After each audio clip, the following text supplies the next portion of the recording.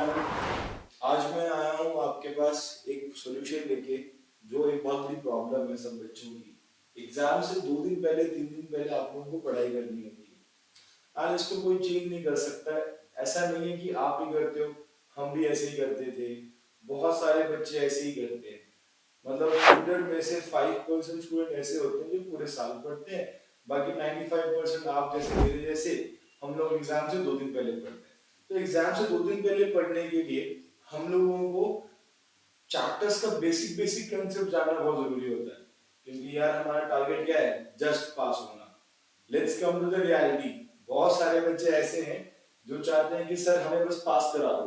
ठीक है, देखो टॉपर्स के लिए तो बहुत सारे चैनल्स हैं, आप जाओ टॉपर बनो। लेकिन जो बच्चे जो चाहते हैं कि सर हमें बस पास करा दो, 60%, 70%, 80% मार्क्स लेके आ दो, हमें डिसेंट मार्क्स स्कोर करने हैं, हमने पढ़ाई भी करनी है, साथ साथ अपने सारे करिकुलर एक्टिविटीज भी करनी है, खेलना भी है और एंजॉयमेंट भी करना है ना। तो सर हमें बस पास होना है, हमारा मोटिव ये है। गाइस ये टॉप सीक्रेट है, ठीक है। तो आप प्लीज अपने किसी भी पेरेंट्स को चीज दिखाना मत वीडियो, ना ही शो करना। तो चलो इस प्लेलिस्ट में हम लोग क्या करने वाले हैं आप लोगों के लिए, मैं हर चैप्टर्स के बेसिक क्रिएट कर दूंगा। आपको जो चैप्टर नहीं आता आप उस चैप्टर के बेसिक्स देखो, और उसके बाद रिस्पेक्टिव उस चैप्टर की एक्सरसाइज भी पूरी सॉल्व करके दूंगा आपको। तो बने रहना मेरे चैनल पे, आप लोगों का प्यार हमें बहुत जरूरी है, ठीक है। तो चलो देखो आज स्टार्ट करते हैं हम लोग चैप्टर पॉलिनोमियल।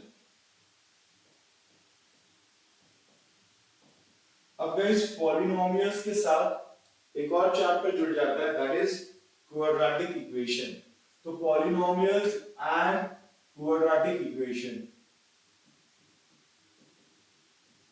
ये दोनों चैप्टर हम लोग एक साथ ही स्टार्ट करने वाले हैं, ठीक है गाइस।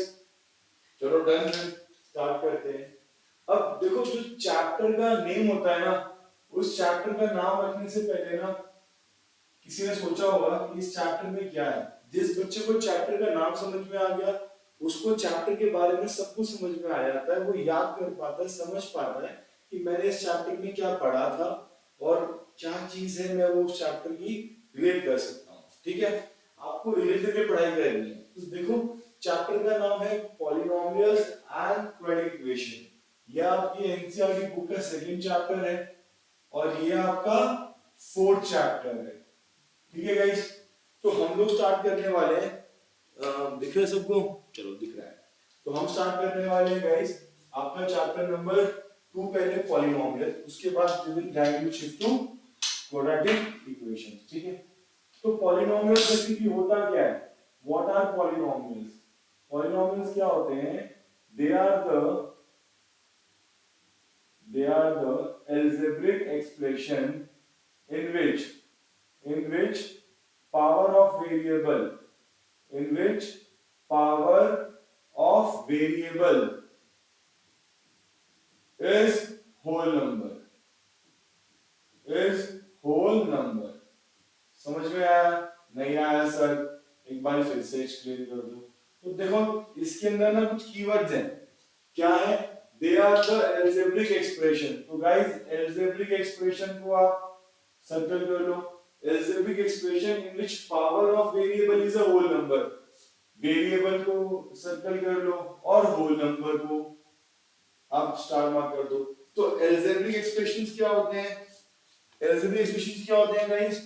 आपके एल्जेब्रिक एक्सप्रेशंस वो होते हैं जिनके अंदर वेरिएबल क्या होता है, इनके अंदर एल्जेब्रिक एक्सप्रेशन के अंदर वेरिएबल्स होते हैं, ऑपरेशंस होते हैं और कांस्टेंट्स होते हैं, right. V for variable, O for operation, C for constants, ठीक है। अब आप एल्जेब्रिक एक्सप्रेशन में सीखते हो कैसे हम कांस्टेंट्स एंड वेरिएबल की ऑपरेशन करते हैं। अब मैथ्स के ऑपरेशन अलग होते हैं, डॉक्टर के ऑपरेशन अलग होते हैं, ठीक है। तो मैथ्स के अंदर जो ऑपरेशन होते हैं, you are basically dealing with 4 types of operation, that is plus, minus, multiply and divide. तो एल्जेब्रिक एक्सप्रेशन क्या होता है? Any expression in which you have variable, constant and operation. जैसे मैंने डाल दिया 3x + 2, 3xy + 2 = 0, ये एक एल्जेब्रिक एक्सप्रेशन, ठीक है। वेरिएबल आपको पता है क्या होते हैं, अभी बताया, x y a t, and whole numbers क्या होते हैं, दैट इज जीरो से स्टार्ट होते हैं and they go till infinity, right guys. तो मेरे कहने का मतलब ये है कि they are the algebraic expression, वो एक एल्जेब्रिक एक्सप्रेशन होते हैं जिसके अंदर वेरिएबल की पावर क्या होती है, होल नंबर होती है, जिसके अंदर वेरिएबल की पावर होल नंबर होती है। जैसे मैं इसको डिनोट करता हूं p of x, that is polynomial with variable x, 3x square minus 2x plus 4, ठीक है गाइस। अब मैंने यहाँ पे देखा कि सर जो x है, x की पावर कितनी है गाइस, यहाँ पे 3 है, यहाँ कितनी है, यहाँ पे 1 है, यहाँ तो x है ही नहीं सर, तो यहाँ पे x की पावर क्या है, अगर x नहीं है तो इसका मतलब x की पावर है 0, ठीक है गाइस। आप देख रहे हो 0 1 3 they all are whole number, ये सारे क्या है, होल नंबर्स है। अगर ये होल नंबर्स है तो इसका मतलब ये एक पॉलिनोमियल है, ठीक है सर, समझ में आ गया।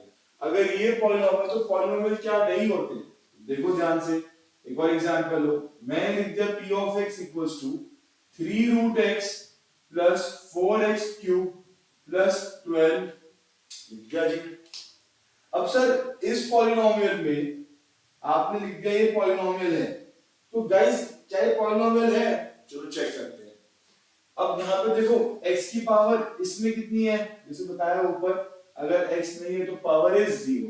अब x की पावर 0 कैसे है सर, x की पावर 0 कैसे है बताओ, नहीं पता, देखो यहाँ पे कुछ भी नहीं है तो मतलब यहाँ में मल्टीप्लाई बाय 1 लगा सकता हूँ, if there is nothing I can write multiply by 1।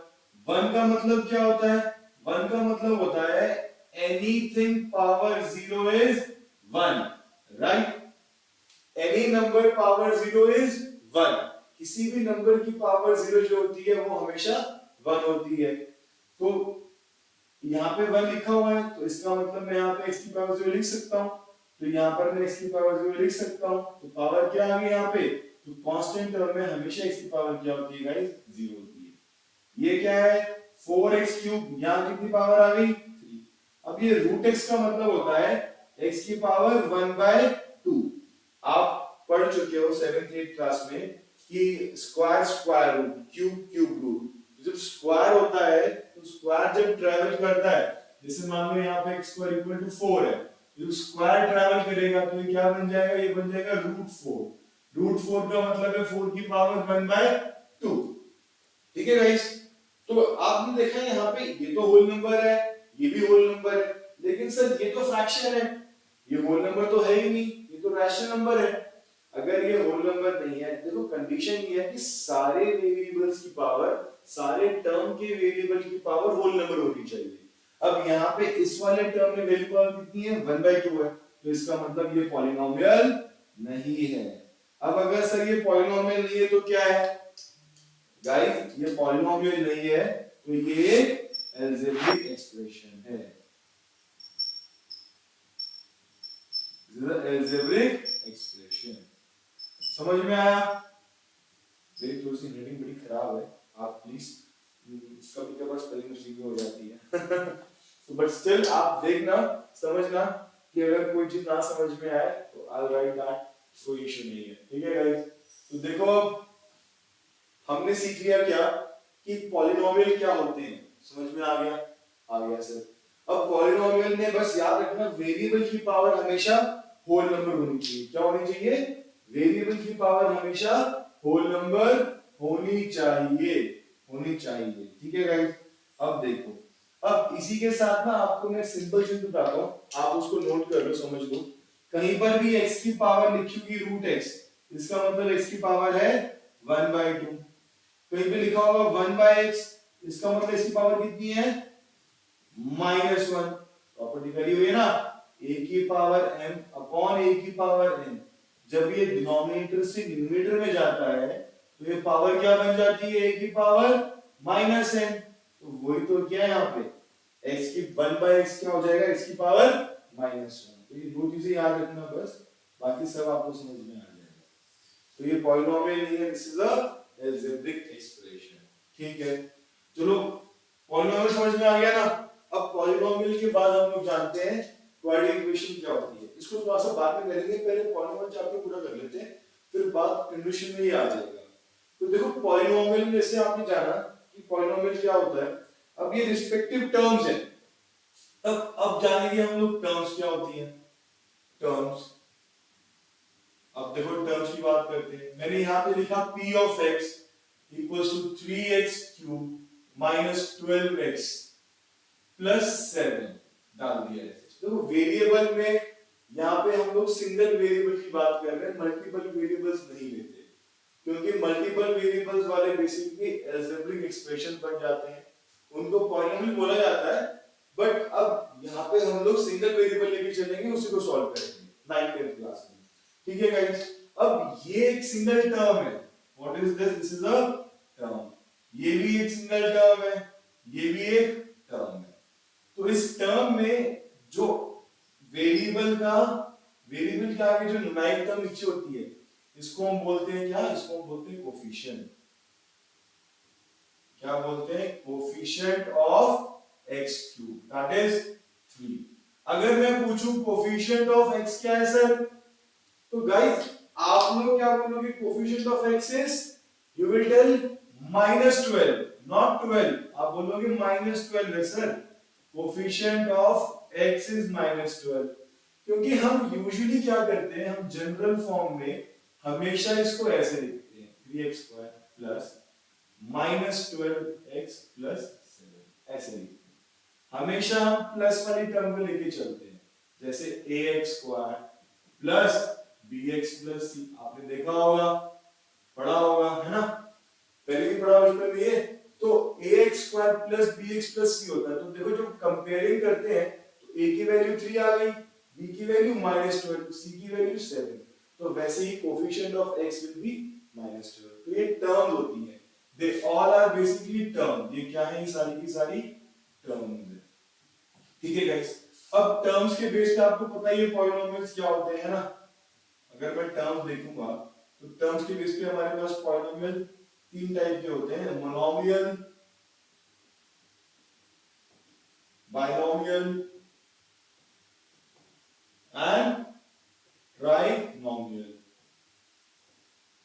उसके बाद और टर्म होते हैं, उनको बोल देते हैं मल्टीनोमियल्स। ठीक है, चलता रहता है ऐसे। मोनोमियल बोले तो कितने टर्म? 1 टर्म। बाइनोमियल मतलब 2 टर्म्स, टर्म मतलब 3 टर्म्स। ठीक है गाइस, डन। अब टर्म्स के बाद आ गया हमारे पास क्या? Now we have another concept, that is क्या? देखो याद रखना, जहां पे x नहीं होता इसको बोलते हैं क्या? Constant term. देखा मिस्टेक,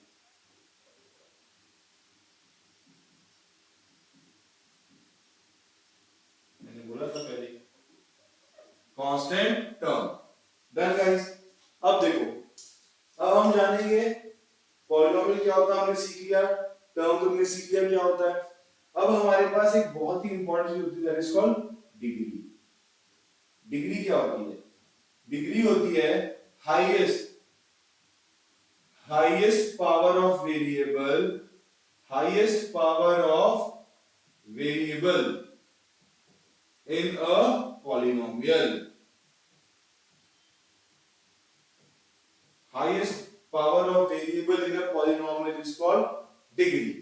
जैसे हमने ऊपर एक पॉलिनोमियल लिया अभी, p of x equals to 3x cube minus 12x plus 7। तो गाइस यहाँ पे x की पावर कितनी है? 3, x की पावर कितनी है? 1, x की पावर कितनी है? 0। तो देयरफॉर इसकी डिग्री कितनी हो गई? इसकी डिग्री हो गई 3। समझ में आया? पक्का? चलो वेरी गुड। अब मैं फटाफट से आपको 2 मिनट देता हूँ, आप इसकी स्क्रीनशॉट ले लो, फिर हम लोग नेक्स्ट स्लाइड पे चलेंगे, आगे बढ़ेंगे। ठीक है?